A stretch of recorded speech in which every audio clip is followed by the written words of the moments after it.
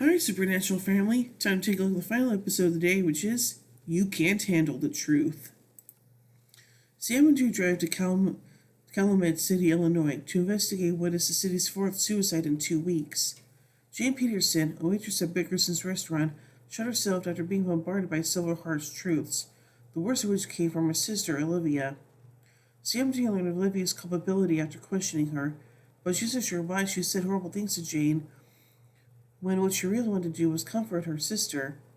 Then, shortly after they arrive in town, a dentist named Dr. Paul Connolly jolts his friend Kenny to death in his dentist chair after Kenny confesses to raping his underage daughter.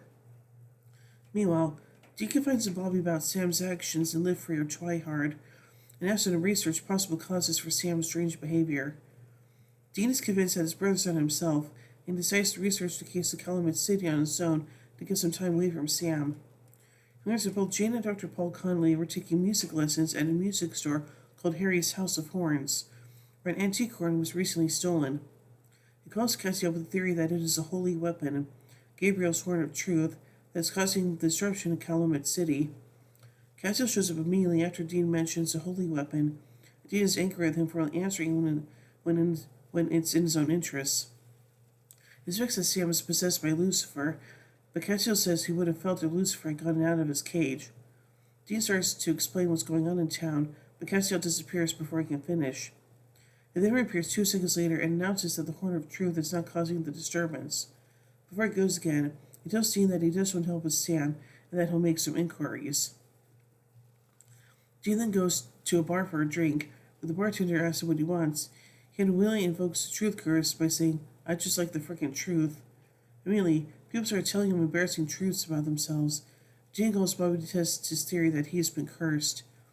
When it becomes obvious that he decides to fight Sam and demand answers from him.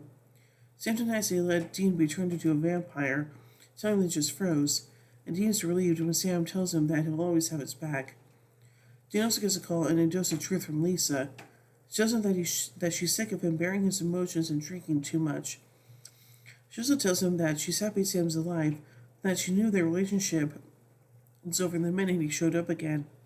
He thinks Sam and Dean's relationship is unhealthy and that Dean can never be happy while Sam is in his life. Just for hanging up on Dean, she says that she and Matt can't be in this with him. While Dean has been investigating on his own, Sam visits the morgue and discovers that the bodies involved with the latest suicide victim are missing. He also goes to the home of the first suicide victim, Corey, whose death has been ruled as an accident. He speaks to her roommate and learns that Corey was obsessed with finding the truth because he thought her boyfriend was cheating on her. Sam finds a box in her room that contains a cat skull, rancid parasite seed, and devil's shoestring. The ingredients needed to summon Veritas, the goddess of truth. Discovered that Veritas, who could take human form, is in the city posing as an investigative reporter named Ashley Frank. Whoever asks for the truth in Calumet City will get too much of it, and when they kill themselves, Veritas takes and eats their bodies as tributes. They go to her home to kill her, but she captures them and before eating them, decides to play truth or truth. She forces Dean to admit that he wanted to kill Sam because he thought he was a monster. However, when she questions Sam, she becomes agitated because she can tell that Sam is lying to her. She asks who Sam is. He can't be human if he can lie to her. Sam and Dean use distraction to kill her, but the Dean turns a knife on Sam and demands to know what he is. Sam asserts that he is himself, but admits that something is wrong with him. He hasn't been able to feel anything since he came back from Lucifer's cage. His emotions are completely absent, which is why he was able to let Dean be turned. Although he thinks that having no emotions makes him a better hunter than he's ever been, he tells Dean that he thinks he needs help.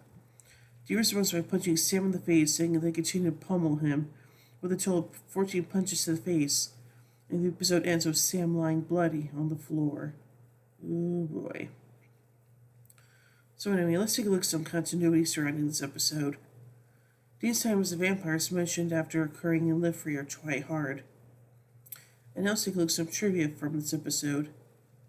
The title of this episode is referencing the 1992 movie A Few Good Men, starring Tom Cruise, Demi Moore, and Jack Nicholson.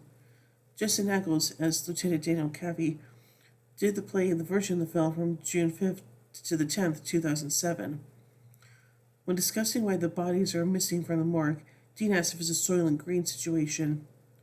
Soylent Green is a 1973 film where humanity is facing worldwide shortage of food and must eat Soylent wafers, which the Soylent Green variety are actually made of human corpses. This episode was produced fifth, but aired sixth. When Dean is supposedly doing research while Sam was away from Sam in the hotel room, he's actually researching why Sam is not acting himself. Dean's computer screen shows an article about doppelgangers. Dean looks up the same picture